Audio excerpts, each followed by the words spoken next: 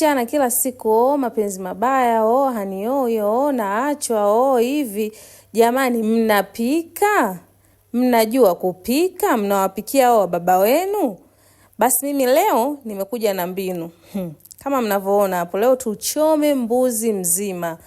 Ukimchoma huyo mbuzi guys, I'm so sure hawezi kukuacha.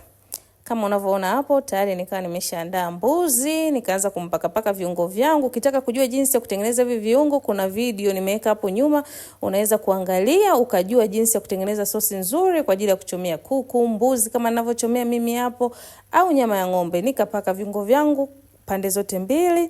Nilivyomaliza kama mnavyoona, nikamchukua mbuzi wangu, nikamchoma. Kawaida niliweka chini foil ili oven yangu isichafuke guys. Baada ya hapo nikamchoma kwa nusu saa. Nilivyochoma nikachukua foil nikaweka chini ili nirudie kumpaka viungo vizuri tena mbuzi wangu, then nikaweka na vitunguu maji. Nilivyoweka vitunguu maji nikamaliza kuviweka. Nilivyomaliza kuviweka nikamfunga mbuzi wangu kwenye foil. Mara ya kwanza choma bila foil, mara ya pili choma na foil.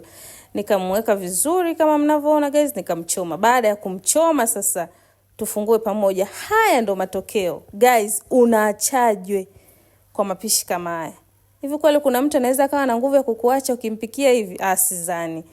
Dada zangu mnao date na Wachaga, wapikieni hivi.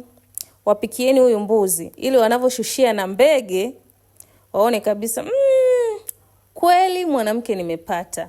Okay, huyu mbuzi unaweza ukala na ugali, unaweza ukala na chipsi, unaweza ukala pia na ndizi. Till next time.